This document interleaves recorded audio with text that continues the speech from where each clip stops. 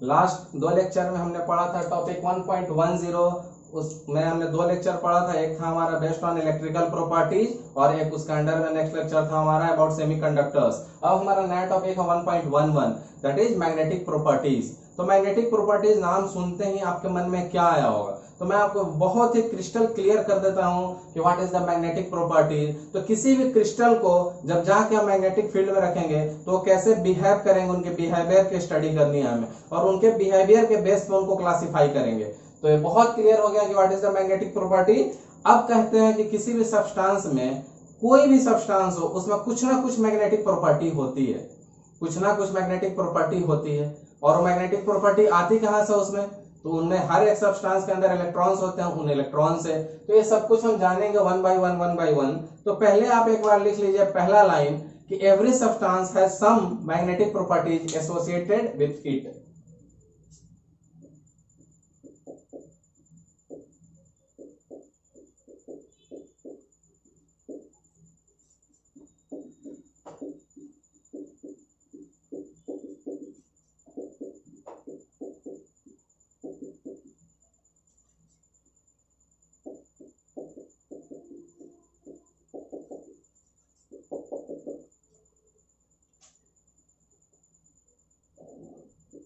तो कह रहा है कि कोई भी सब्सटेंस हो उसमें कुछ ना कुछ मैग्नेटिक प्रॉपर्टी एसोसिएट होती है। अब इन मैग्नेटिक प्रॉपर्टी का ओरिजिनेशन कहां से आता है, तो origin of this properties lies in the electrons.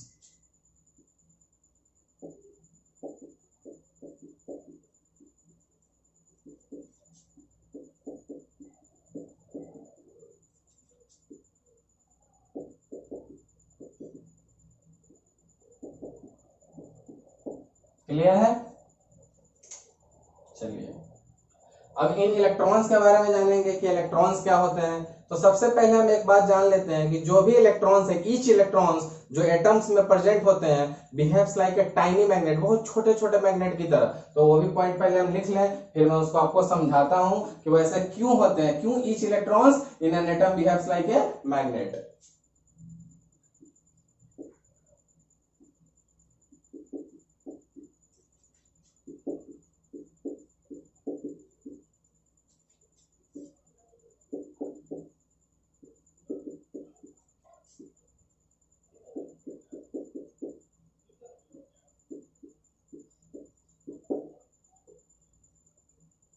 ठीक है, तो मैंने आपको बताया कि किसी भी एटम के जो भी इलेक्ट्रॉन्स होंगे, कोई भी इलेक्ट्रॉन हो, सब कुछ कैसे कैसे बिहेव करेंगे, छोटे छोटे मैग्नेट की तरह। अब ऐसा क्यों होता है, आप ये भी पूछेंगे कि सर सारे इलेक्ट्रॉन मैग्नेट की तरह क्यों बिहेव करते हैं, तो उसका भी रीजन आपको बताना होगा।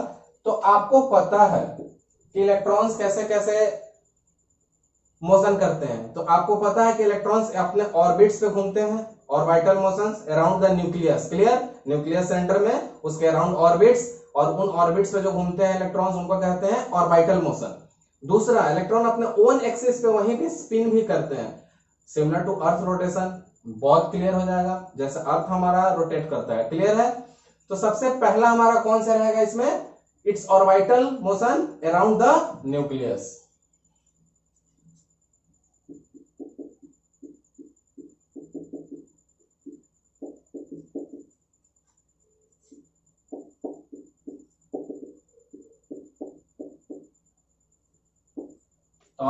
ऑर्बिटल मोशन बहुत क्लियर है, अबाउट न्यूक्लियस के चारों तरफ जो ऑर्बिट पे अपना मोशन करेंगे वही हमारा ऑर्बिटल मोशन है। तो ऑर्बिटल मोशन के बाद दूसरा मोशन कौन सा रहा, तो it's spin around its own axis. Clear है?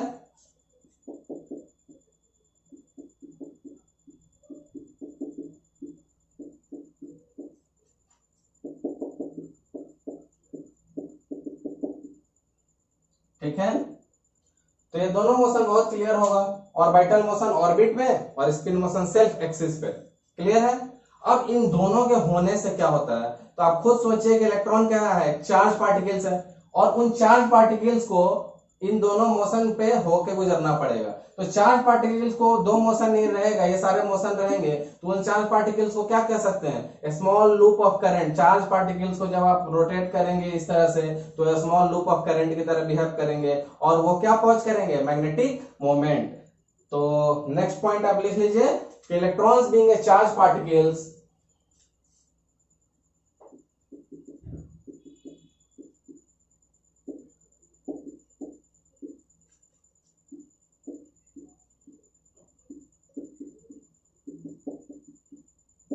इलेक्ट्रॉन्स चार्ज पार्टिकल्स होते हैं, आपको पता होगा कि इलेक्ट्रॉन्स पे कौन से चार्ज होते हैं, और वो जा रहा है कहां पे, undergoing this motions.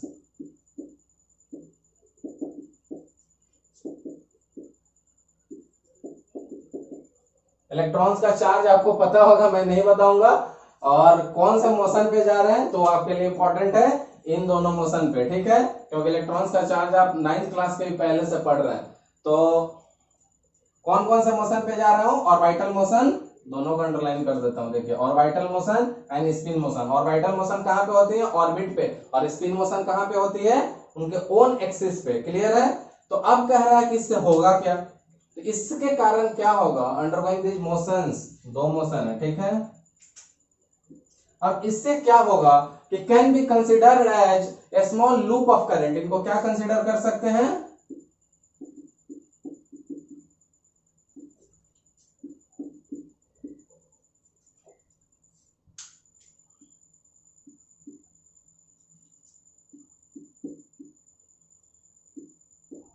Small loop of current. अब जो स्मॉल लूप ऑफ करंट होंगे वो क्या पॉज करेंगे, उनमें क्या आएगा कैरेक्टर, देखिए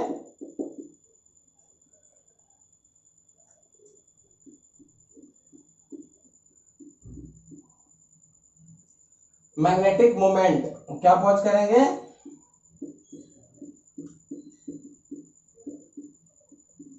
मैग्नेटिक मोमेंट। अब मैग्नेटिक मोमेंट क्या होता है मैं वो आपको बताऊंगा, पहले हम इस पॉइंट को कंक्लूड कर लेंगे कि सबसे पहले हर एटम में इलेक्ट्रॉन्स होंगे, इलेक्ट्रॉन्स के कारण उनमें मैग्नेटिक प्रॉपर्टी आएगी, क्योंकि सारे इलेक्ट्रॉन्स क्या होते हैं, टाइनी मैग्नेट। अब उनमें प्रॉपर्टी क्यों आती है, क्योंकि इलेक्ट्रॉन पे दो काइंड के मोशन होते हैं, कौन कौन से, एक ऑर्बिटल अराउंड द न्यूक्लियस और एक spin around its own axis. अब इन दोनों को जान गए, एक चीज और ध्यान दे दीजिए कि इन रोटेशंस के पास आप एक छोटा सा नोट लिख सकते हैं कि सिमिलर टू अर्थ रोटेशन, कि आपको थोड़ा आसान रहे।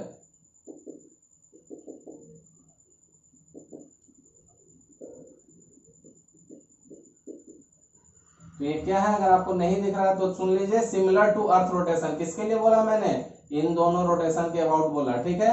अब फाइनली आप एक नोट बनाइए, इतना जो हमने पढ़े उसके लिए आप एक नोट लिखिए। अब वो नोट क्या कहता है, तो नोट कहता है कि the each electron has, sorry, thus each electron has a permanent spin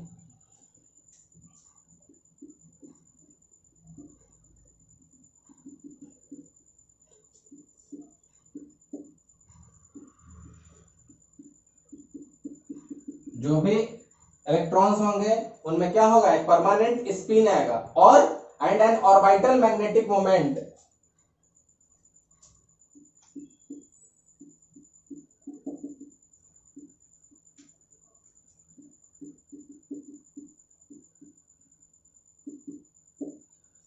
ये नोट आप कंक्लूजन आप बहुत आसानी से समझ जाएंगे अगर आपने इन दोनों पॉइंट को ध्यान से रखा है, क्योंकि कहां से मैंने इनको कंक्लूड किया, इन दोनों स्टेटमेंट से, एक में ऑर्बिटल मोशन था, एक में स्पिन, तो इन्हीं दोनों का कैरेक्टर तो आएगा ना, दस each electrons has permanent spin, spin from this one and orbital magnetic moment from this one, clear. अब कह रहा है कि जब ये आएगा तो उससे क्या होगा, तो मैग्नीट्यूड इसका जो हम निकालेंगे वही हमारा होगा मैग्नेटिक मोमेंट, जो मैग्नीट्यूड निकालते हैं। तो अगला एक छोटा सा टॉपिक और लिख लीजिए, बुलेट देके एक छोटा सा बुलेट, वो क्या कहता है कि magnitude of this magnetic moment is very small.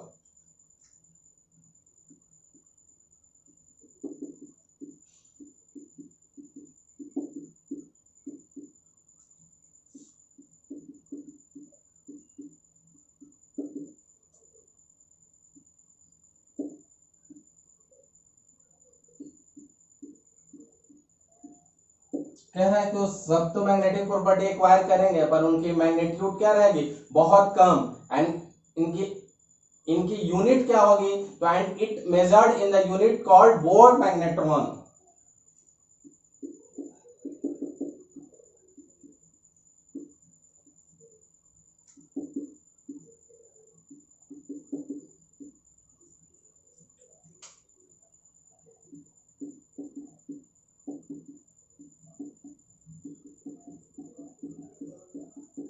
तो उनको क्या कहेंगे, यूनिट को बोर मैग्नेट्रॉन, और उसको डेनोट कैसे करेंगे, तो म्यू और बी, बोर मैग्नेट्रॉन को।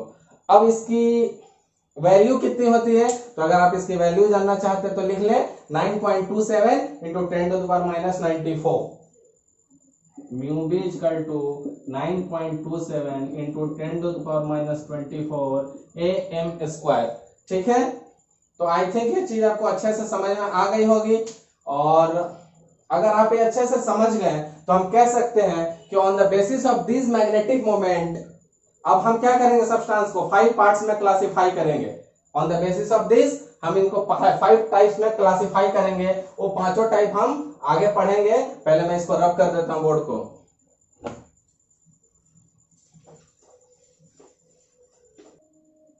तो on the basis of magnetic properties, substance can be classified into 5 categories, and that is first one the paramagnetic, the next one is diamagnetism, third one is the ferromagnetism, fourth one is the antiferromagnetism and fifth one is the ferrimagnetism। तो हमें बस one by one इनके बारे में थोड़ा brief पढ़ते जाना है। तो हम स्टार्ट करते हैं, द फर्स्ट वन हमारा पैरामैग्नेटिज्म। तो पहला टॉपिक लगा लीजिए अपना paramagnetism.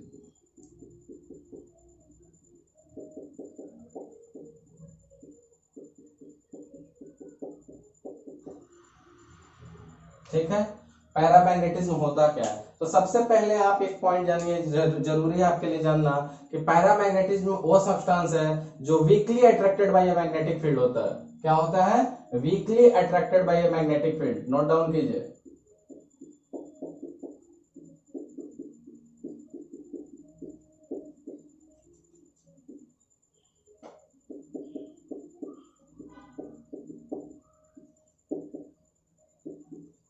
Weekly attracted by a magnetic field. अब पैरामैग्नेटिक कैरेक्टर आता कहां से है, तो कोई भी ऐसा सब्सटेंस जिसके पास एटलीस्ट वन अनपेयर्ड इलेक्ट्रॉन्स हो, एटलीस्ट वन, तो क्या कह सकते हैं, वन और मोर देन वन। क्या, अनपेयर्ड इलेक्ट्रॉन्स।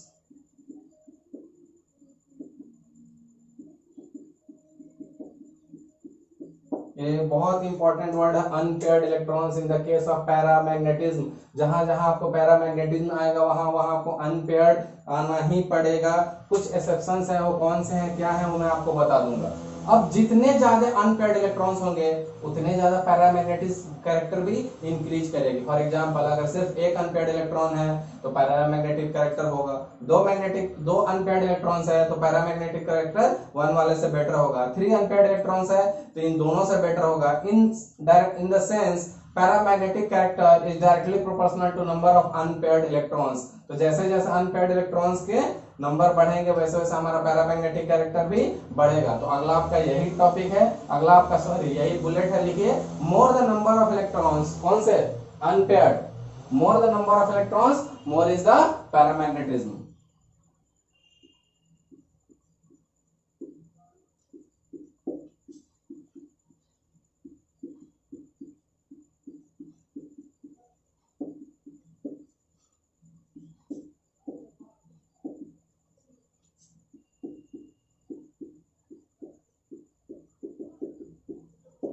ठीक है, तो ये तीनों पॉइंट आपको बहुत आसानी से क्लियर हो गया होगा कि पैरामैग्नेटिक कैरेक्टर जैसे आपसे पूछा जाएगा पैरामैग्नेटिज्म तो आपको एकदम क्रिस्टल क्लियर होना चाहिए। वीकली अट्रैक्टेड किसके लिए, मैग्नेटिक फील्ड में। मैग्नेटिक फील्ड इसको बहुत कम अपनी तरफ अट्रैक्ट करता है। और ये कहां से आएंगे, तो paramagnetic character in general except few exceptions तभी क्रिएट करेंगे जब उनके पास क्या होगा, एटलीस्ट वन या एक से ज्यादा अनपेयर्ड इलेक्ट्रॉन्स हो। तो वो भी हम देखेंगे अभी एग्जांपल्स में। More the number of electrons, कौन से, अनपेयर्ड। जितने ज्यादा अनपेयर्ड इलेक्ट्रॉन्स होंगे इनके उतने ज्यादा इनकी पैरामैग्नेटिक कैरेक्टर बढ़ेगी। अब वो कौन से ऐसे सब्सटेंस है जो पैरामैग्नेटिक कैरेक्टर शो करते हैं, तो आप लिख सकते हैं एग्जांपल में Fe3+, Cr3+। ये 3+ है, Fe3+, Cr3+। और कौन कौन से हैं, तो Cu2+, TiO, टाइटेनियम ऑक्साइड, और द मेन, मैं कलर चेंज कर देता हूं, the exception one O2। Oxygen में जाके आप देखेंगे तो आपको अनपेयर्ड इलेक्ट्रॉन्स नहीं मिलेंगे, इवन नंबर ऑफ इलेक्ट्रॉन्स मिलेंगे। फिर भी ये पैरामैग्नेटिक है, इसलिए मैंने इसका कलर बदल दिया, मल्टीपल टाइम्स कॉम्पिटिटिव एग्जाम्स में आते हैं। तो इसके आगे ETC लगा लीजिए। ऐसे बहुत सारे एग्जाम्पल्स हैं, ये सारे पैरामैग्नेटिक है, कोई प्रॉब्लम नहीं है। जब जाके आप इनको EC निकालेंगे, इनके इलेक्ट्रॉन्स चेक करेंगे, सब में ऑड इलेक्ट्रॉन्स आएंगे, अनपेयर्ड इलेक्ट्रॉन्स आएंगे। Fe3+ में भी, क्रोमियम में भी, Cu2+ में भी, और ये सारे बिल्कुल स्पेसिफिक एग्जाम्पल्स हैं। इनसे से आपको बिल्कुल इसको मगअप करके ही रखना पड़ेगा। कंपटीशन में कहां से आपको कौन सा एग्जांपल मिल जाए आप कह नहीं सकते हैं। बट O2 यहाँ आपके लिए स्पेशल है। O2 को मैं एक स्टार दूंगा, क्योंकि O2 क्यों है, तो O2 के बारे में डिटेल्स हमने पढ़ा था। कहां पे, याद कीजिए, MOT, मॉलिक्यूलर ऑर्बिटल थ्योरी, किस टॉपिक में आया था, केमिकल बॉन्डिंग में। वहां जाके देखेंगे तो इस चीज का बिल्कुल क्रिस्टल क्लियर आंसर मिल जाएगा। अब कह रहा है कि इन चीजों की जब मैग्नेटिक मोमेंट की बात चल रही है, नंबर ऑफ अनपेयर्ड इलेक्ट्रॉन्स है, तो मैग्नेटिक मोमेंट निकालने के लिए मैंने आपको एक फॉर्मूला बताया था, लिख लीजिए, mu equal to √n into n plus 2, n into n plus 2। वहां पे n क्या है, तो n equal to number of unpaired electron, सब कुछ उसी पर डिपेंड कर रहा है।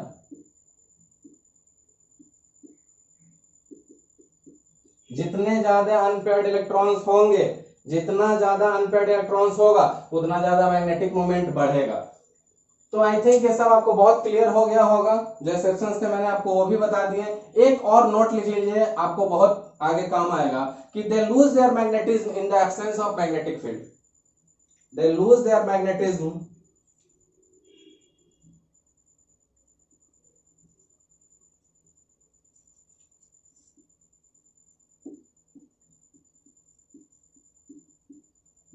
कब, इन द एब्सेंस ऑफ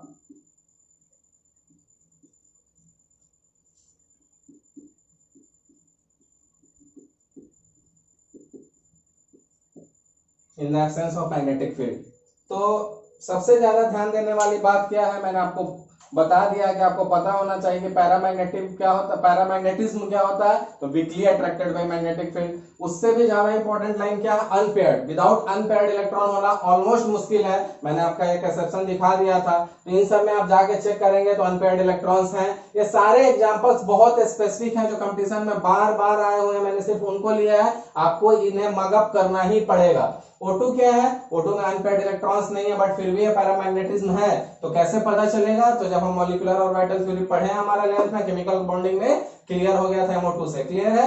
अब मैग्नेटिक मोमेंट की बार बार बात कर रहे हैं, तो जितने ज्यादा unpaired electrons, n equal to number of unpaired electrons, तो जितने ज्यादा अनपेयर्ड इलेक्ट्रॉन्स उतना ज्यादा मैग्नेटिक मोमेंट, फार्मूला हमारे पास है। बट इंपॉर्टेंट नोट क्या है लास्ट में, कि ये मैग्नेटिज्म तब तक शो करेंगे जब तक मैग्नेट है, जैसे मैग्नेट को हटा देंगे इनकी भी मैग्नेटिज्म खत्म हो जाएगी। तो चलिए हम इसको रब करते हैं, और अगला अपना को किस टॉपिक पे चलेंगे, डियामैग्नेटिज्म पे। चलिए, तो हमने पैरामैग्नेटिज्म कर लिया, अब करते हैं डियामैग्नेटिज्म। तो अब नया टॉपिक डालिए, डियामैग्नेटिज्म।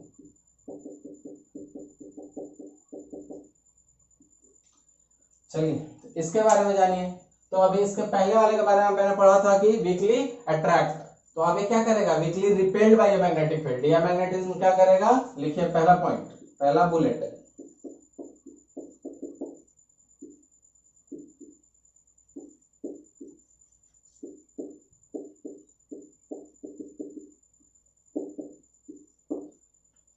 तो मैग्नेटिक फील्ड इनको क्या करेंगे, बहुत कम अमाउंट में इनको रिपेल करेंगे। अब कह रहा है कि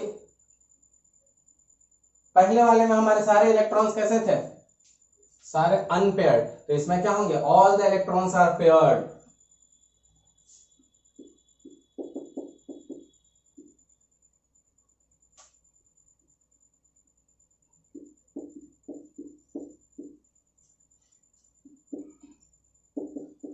अब अगर all the electrons are paired हैं, तो कह सकते हैं that is no unpaired electron.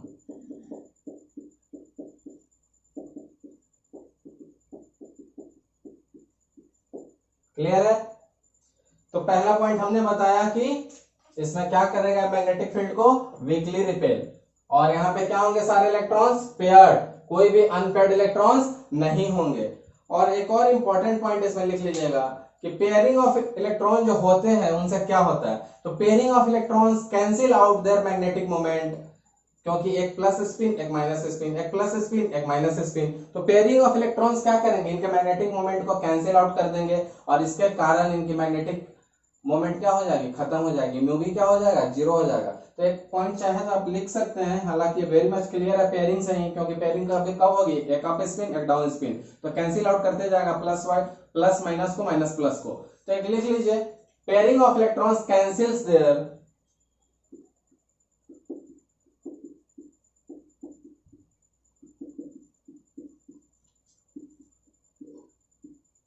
pairing of electrons cancels their magnetic moment,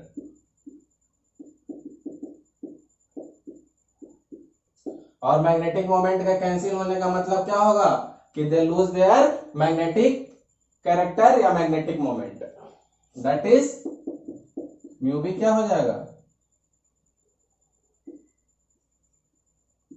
mu भी क्या हो जाएगा, जीरो हो जाएगा। इसको मैं थोड़ा अच्छा दिखे इसलिए सिंपली रब कर देता हूं, ठीक है। तो पेयरिंग ऑफ इलेक्ट्रॉन्स होने से उनके मैग्नेटिक मोमेंट क्या हो जाएंगे, कैंसिल आउट हो जाएंगे। क्यों, क्योंकि एक अप स्पिन होगा एक डाउन, दोनों एक दूसरे को कैंसिल कर देंगे, इसलिए इनकी नेट मैग्नेटिक मोमेंट क्या हो जाएगी, जीरो। अब एग्जांपल जो सबसे ज्यादा जरूरी है, तो सबसे पहला एग्जांपल लेंगे, बहुत कॉमन हमारा वाटर। अगला C6H6 दिख रहा है, C6H6। और ज्यादा चाहिए तो टेबल सॉल्ट हमारा NaCl, और ज्यादा चाहिए तो TiO2। ये सब वो एग्जांपल्स मैं आपको दे रहा हूं जो बहुत बार कॉम्पिटिटिव एग्जाम्स में आए हुए हैं, इनको आपको मगअप करना ही होगा इस टॉपिक्स में। ये सारे एग्जांपल्स वेरी स्पेसिफिक हैं, आप इनको मगअप कीजिए। तो एक वाटर हो गया आपका C6H6 हो गया, एक टेबल सॉल्ट NaCl हो गया, एक TiO2 टाइटेनियम डाइऑक्साइड हो गया, एक V2O5। और इसमें मैं थोड़ा आपको दिखा दूं, क्योंकि आप कहेंगे कि सर कैसे आपको पता चल जा रहा है कि कौन सा पेयर्ड है कौन सा अनपेयर्ड है। कार्बन का एटॉमिक नंबर 6, इनका number of electron 6, total number of carbon 6, 6 6 जा 36। हाइड्रोजन में कितने आएंगे 1, और 6 टाइम्स 6, टोटल कितना हो गया 42। 42 क्या हो गया, पेयर्ड है कि अनपेयर्ड है, इवन नंबर है, पेयर कर जाएगा, कोई भी अनपेयर्ड इलेक्ट्रॉन्स नहीं बचेंगे, नो अनपेयर्ड इलेक्ट्रॉन्स।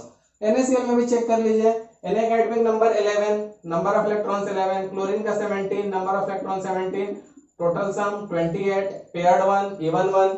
तो आप ऐसे चेक करते जाएंगे, आपको पता चलते जाएगा। तो आई थिंक आपको दोनों क्लियर हो गया, paramagnetic and paramagnetism and diamagnetism, diamagnetism. अब हम चलेंगे अपने अगले टॉपिक पे, तो पहले मैं इसको रब करता हूं। चलिए तो बढ़ते हैं अपने नेक्स्ट वन पे, फेरोमैग्नेटिज्म। तो टॉपिक बनाइए फेरोमैग्नेटिज्म।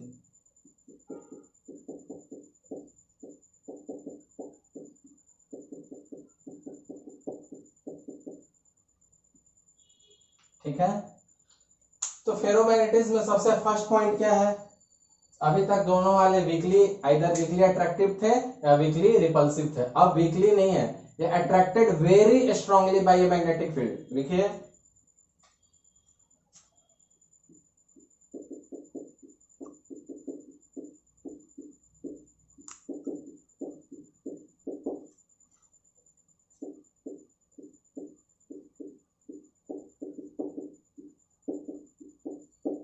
क्या होंगे, बहुत स्ट्रांगली अट्रैक्टेड होंगे मैग्नेटिक फील्ड से।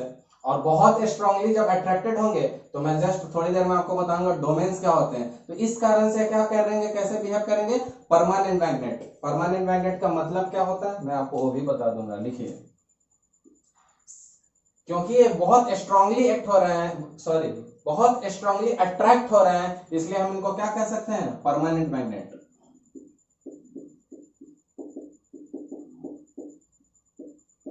अब बताइए परमानेंट मैग्नेट क्या होता है, तो इसका सिंपल सा आंसर है कि इसको इन्हें एक बार आप मैग्नेटिक फील्ड दीजिए, give magnetic field once and after that if you remove magnetic field also they behave as a magnet. कहने का मतलब एक बार आप इनको मैग्नेटिक फील्ड में प्लेस कर दीजिए, उसके बाद उनको मैग्नेटिक फील्ड से हटा देने से भी ये अपने मैग्नेटिक कैरेक्टर को नहीं छोड़ते, इसलिए called as permanent magnet. Clear है, क्लियर है what is the permanent magnet. तो आप लिख सकते हैं चाहे तो कि give magnetic field once and if after removal of magnetic field also they behaves like a magnet, so they are permanent magnet। और since permanent magnet है तो मैग्नेटिक मोमेंट इनकी क्या होगी, सबसे ज्यादा होगी। परमानेंट मैग्नेट होने से इनकी मैग्नेटिक मोमेंट क्या होगी, म्यू, सबसे ज्यादा, मैक्सिमम। परमानेंट मैग्नेट की मैग्नेटिक मोमेंट मैक्सिमम। फिर हम अपने मेन पॉइंट पे आ जाएंगे, एग्जाम्पल्स। इसमें मैंने बार बार बोला है कि एग्जाम्पल्स बहुत स्पेसिफिक हैं, आपको मगअप करना ही होगा, हर एग्जाम्स में आपको कहीं ना कहीं से वो आपको मिल जाएंगे। तो लिखिए, इनके एग्जाम्पल्स हैं Fe यानी फेरस, आयरन और कोबाल्ट, निकेल। एक है इसका एग्जाम्पल हमारा गोडोलिनियम, लिख लीजिए, वो भी जरूरी है। ये सारे एग्जांपल्स बहुत स्पेसिफिक हैं और सबको आपको जानना बहुत जरूरी है। एक और वेरी इंपॉर्टेंट जो नीट में बहुत बार आया हुआ है, CrO2। CrO2 होता क्या है, तो मैग्नेटिक टेप, जो पुराने जमाने में आपने देखा होगा CD ड्राइव सब में, सॉरी फ्लॉपी डिस्क सब में, तो मैग्नेटिक टेप जिसपे वो सब चीज स्टोर किया जाता था, तो मैग्नेटिक टेप में ये होता है। ठीक है, तो CrO2 का कहीं से ऑब्जेक्टिव क्वेश्चन आ जाए तो आप कौन सा आंसर मारेंगे, यूज्ड इन मैग्नेटिक टेप। अब एक छोटा सा आपको नोट लिख लेना, बस आपका काम खत्म इस थर्ड वन का, फेरोमैग्नेटिज्म। तो सबसे अच्छा पहले नोट लिखिए, in solid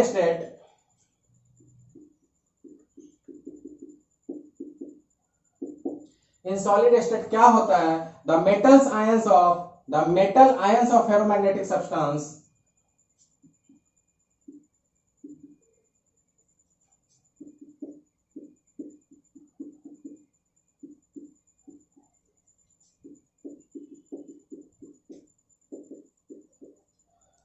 in solid state the metal ions of the ferromagnetic substance are grouped together into a small region।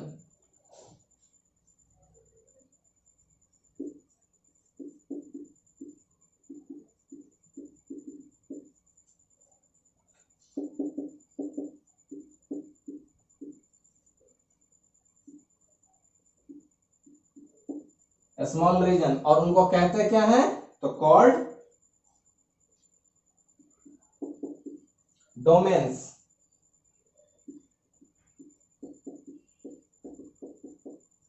क्या कहते हैं उनको, डोमेन्स। और एक डोमेन्स भी कैसे काम करते हैं, तो एक डोमेन्स भी छोटे छोटे मैग्नेट की तरह काम करते हैं। डोमेन्स कैसे होते हैं, छोटे छोटे मैग्नेट की तरह काम करते हैं। मैं आपको समझाता हूं, देखिए कैसे। अब डोमेन समझने के लिए सबसे पहले मैं आपको एक एग्जैक्ट, आप इसे रिलेट नहीं कर सकते हैं, बट आपको समझने में बहुत आसानी हो जाएगी।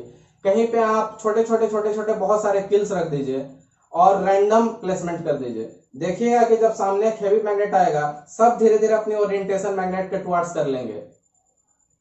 क्या आप इमेजिन कर पा रहे हैं मैं क्या कह रहा हूं, छोटे छोटे बहुत सारे किल्स रख दीजिए, जो हम अपना पेपर पिन रहता है, एक हेड रहता है, एक पॉइंटेड साइड रहता है। जब स्ट्रॉन्ग मैग्नेट रखेंगे उसके पहले वो सब अनअरेंज्ड वे में, इरेगुलर फॉर्म में इधर उधर बिखरे रहेंगे। अगर एक स्ट्रॉन्ग मैग्नेट किसी एक साइड ला के रख दें तो देखिएगा धीरे धीरे धीरे सारे अरेंज होकर ओरिएंटेड हो जाएंगे वन साइड में, डिसिप्लिन्ड वे में। वो सब ओरिएंटेशन, फॉर एग्जांपल कोई इधर हो, कोई इधर हो, कोई इधर हो, कोई इधर हो, कोई इधर हो, कोई थोड़ा अलग अलग एंगल पे हो, एक स्ट्रॉन्ग मैग्नेट रखने पे ध्यान से देखेंगे तो सब अपनी ओरिएंटेशन इधर करने लगेंगे। और जब सब लोग अपना अपना ओरिएंटेशन इधर करेंगे तो इनकी इंडिविजुअल मैग्नेटिक मोमेंट सारे एक डायरेक्शन में आके नेट मैग्नेटिक मोमेंट को बहुत ज्यादा बढ़ा देंगे। इसीलिए मैंने बोला था कि इनके मैग्नेटिक मोमेंट क्या होती है, मैक्सिमम। और सारे जब ग्रुप कर जाएंगे तो हम सिंबल थोड़ा बदल लेंगे आपको क्लियर करने के लिए। सारे जब ग्रुप कर जाएंगे तो हम ऐसे कर देंगे इसको, डोमेन्स थोड़ा बड़ा, इसमें मल्टीपल्स इलेक्ट्रॉन्स रहेंगे, डोमेन्स।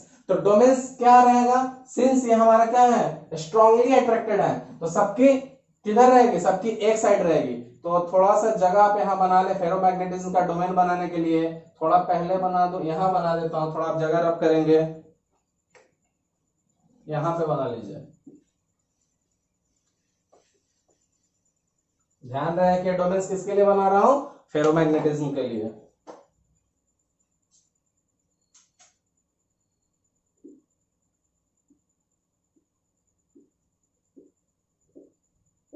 ठीक है, देखिए डोमेन्स कैसे रहेंगे इनके।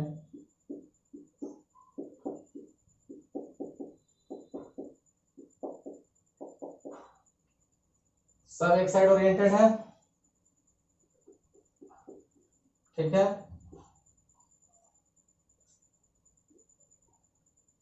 ठीक है। तो ये डोमेन्स है, और जब सारे डोमेन्स एक साइड ओरिएंटेड हो गए तो इसीलिए पैरामैग्नेटिक सॉरी परमानेंट मैग्नेट है, और इसके कारण की मैग्नेटिक मोमेंट ज्यादा है, क्योंकि कोई किसी को कैंसिल आउट नहीं कर रहा है, सबकी ओरिएंटेशन सेम साइड है। तो आप क्लियर कर देता हूं फिर से। फेरोमैग्नेटिज्म क्या है? तो फेरोमैग्नेटिज्म क्या होता है? स्ट्रांगली अट्रैक्ट होता है कहां पे? मैग्नेटिक फील्ड में। हम एक्ट कैसा करता है? Behaves as a permanent magnet. क्यों?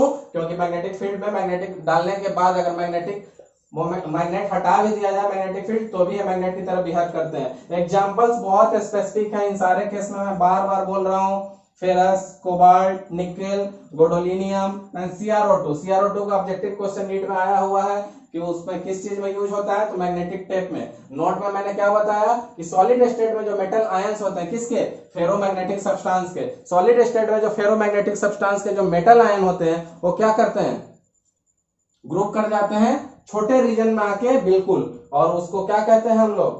डोमेन्स। और डोमेन्स भी कैसे एक्ट करते हैं? तो act as a tiny magnet. तो चलिए हम जल्दी से इसको रब करते हैं और चलते हैं अपने अगले टॉपिक पे, दैट इज एंटी। नाम से भी दिख रहा है फेरो, एंटी फेरो, तो फेरो के उल्टा। तो पहले इसको रब कर लें। तो चलिए चलते हैं अपने अगले टॉपिक पे। अगला टॉपिक लिखिए एंटी फेरोमैग्नेटिज्म।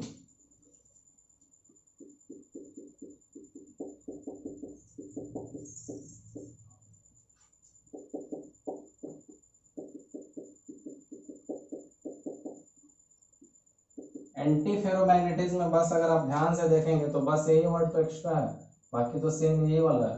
अच्छा, सब में मैंने ब्लू से लगाया तो इसमें भी ब्लू से लगा लीजिए, कंफ्यूजन नहीं हो आपको, ठीक है। एंटी फेरोमैग्नेटिज्म, तो एंटी फेरोमैग्नेटिज्म समझने के लिए अब मैंने आपको डोमेन के कॉन्सेप्ट को बता ही दिया है। नाम से ही एंटी, तो मैग्नेट तो होगा नहीं, तो नाम क्या होगा इसका? Non magnet.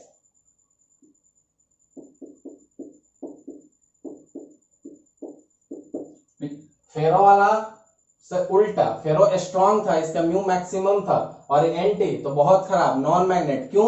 तो डोमेन से समझा देता हूं, देखिए।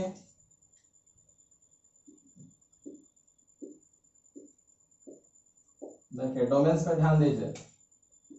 Up down, up down, up down. तो जितना अप उतना डाउन, जितना अप उतना डाउन, क्या करेंगे? डोमेन सारे डोमेन्स क्या है? Oppositely oriented, up down, up down, up down. तो अपोजिटली ओरिएंटेड होने से क्या करेंगे? अपना कैंसिल आउट करेंगे एक दूसरे के म्यू बी को, और +1/2 minus plus minus plus minus सब क्या हो जाएगा? Mu b, net mu b zero, net magnetic moment zero. तो लिखिए डोमेन्स आर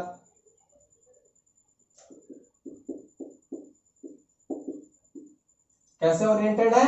अपोजिटली।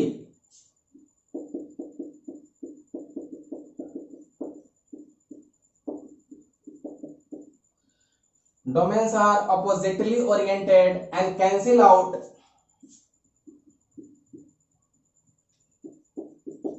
क्या कैंसिल आउट करेंगे? Each others mu b. सबके मैग्नेटिक मोमेंट एक दूसरे को कैंसिल करेंगे, तो इनका नेट मैग्नेटिक मोमेंट हो कितना जाएगा? बिल्कुल zero. Up down cancel, up down cancel, up down cancel. तो डोमेन्स क्या है? Oppositely oriented. देखिए, इसलिए एक दूसरे को कैंसिल कर देंगे, एक दूसरे का म्यू बी, तो नेट म्यू बी क्या हो जाएगा हमारा? जीरो, और नेट म्यू बी जीरो, तो मैग्नेट तो होगा नहीं, तो क्या कहेंगे इसको? Non magnet. अब एग्जाम्पल, जो मैं बार बार बोल रहा हूं कि एग्जाम्पल्स बहुत स्पेसिफिक है, आपको मकअप करना ही होगा। देखिए MnO, MnO से रिलेटेड 2-3 है, आपको बहुत ध्यान से रखना होगा।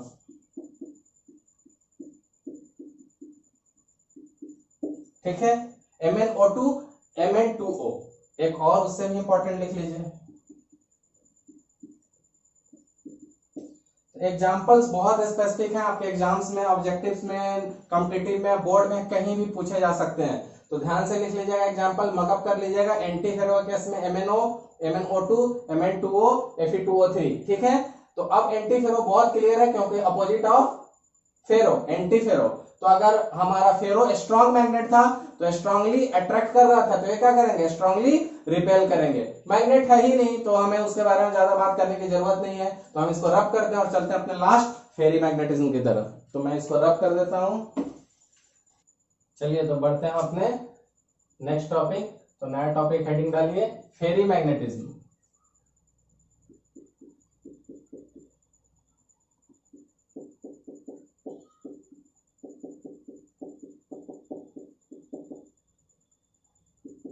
नया टॉपिक है आपका फेरी मैग्नेटिज्म।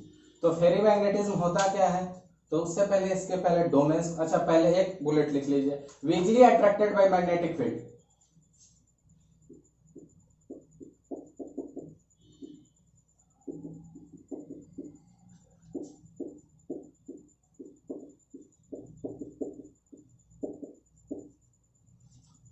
फेरोमैग्नेटिज्म सबसे ज्यादा होता था, याद कीजिए। तो वीकली अट्रैक्टेड है किसके कंपेयर में, as compare to ferromagnetic.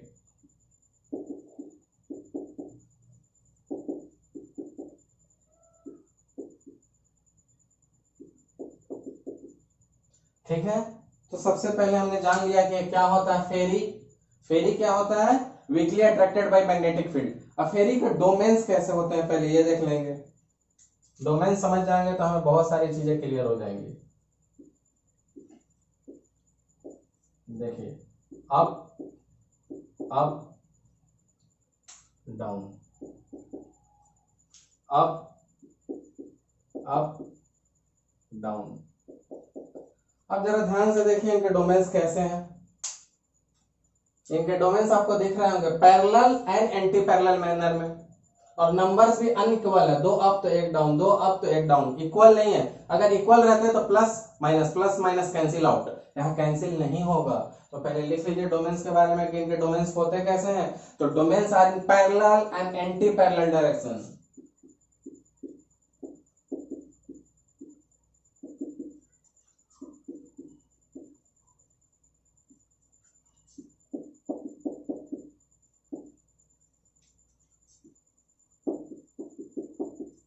Domains कैसे सिचुएटेड होते हैं, तो domains are in parallel and anti parallel direction. और सबसे मेन इंपॉर्टेंट चीज क्या है, इन अनइक्वल नंबर।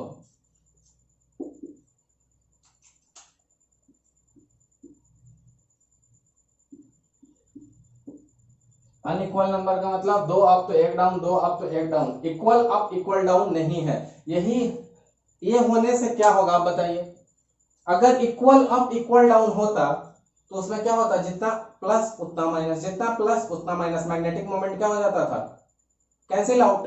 बट यहाँ पे क्या होगा, कुछ ना कुछ मैग्नेटिक मोमेंट रहेगा, इसका इससे कैंसिल हो जाएगा, इसका बचेगा, इसका इससे कैंसिल हो जाएगा, इसका बचेगा, तो कुछ ना कुछ मैग्नेटिक मोमेंट रहेगी। तो हम कह सकते हैं that is mu b net magnetic moment is not equal to zero. कभी जीरो नहीं होगा, कुछ ना कुछ मैग्नेटिक मोमेंट रहेगा। और अगर ध्यान से देखा जाए कि मैग्नेटिक मोमेंट रहेगा कितना, कंपेयर कर लेते हैं इसकी मैग्नेटिक मोमेंट को किससे, फेरो से। फेरो का सबसे ज्यादा होता है मैक्सिमम, तो फेरो से कम होगा। तो फेरी का नेट मैग्नेटिक मोमेंट लिख लीजिए, मैग्नेटिक मोमेंट किसका, फेरी, ये हमारा फेरी है, किससे कम होगा, फेरो से। देखिए फेरो वाला सबसे ज्यादा स्ट्रॉन्ग मैग्नेट था। तो हम कह सकते हैं कि जो मैग्नेटिक मोमेंट की हम बात कर रहे हैं यहाँ पे, वो कौन सी मैग्नेटिक मोमेंट की बात कर रहे हैं, नेट। नेट मैग्नेटिक मोमेंट क्या होगा, लेस देन इक्वल टू, उससे ज्यादा कभी भी नहीं हो सकता है। तो net magnetic moment of ferri, ferri means हमारा जो केस अभी हम डिस्कस कर रहे हैं, is always less than equal to net magnetic moment of ferro. Ferro जिसका मैक्सिमम वैल्यू था। तो जाइए हम जल्दी से आते हैं इसके एग्जांपल्स पे। एग्जांपल्स इसका बहुत ही इंपॉर्टेंट है और आने के चांसेस एग्जाम में सबसे ज्यादा होते हैं। तो पहला Fe3O4 क्या है सब्सटेंस, मैग्नेटाइट। और क्या हो सकता है इसका एग्जांपल, तो कुछ फेराइट्स होते हैं, कौन कौन से लिखिए,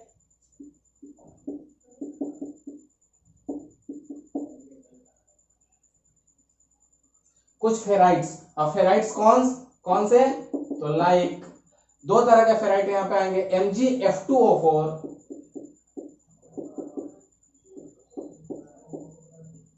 और दूसरा ZnF2O4।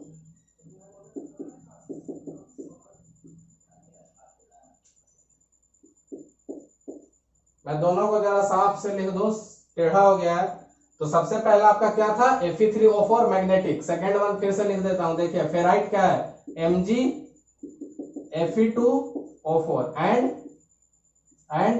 ZnFe2O4। ये दोनों बहुत ही बार एग्जाम में पूछे गए हैं, MgF2O4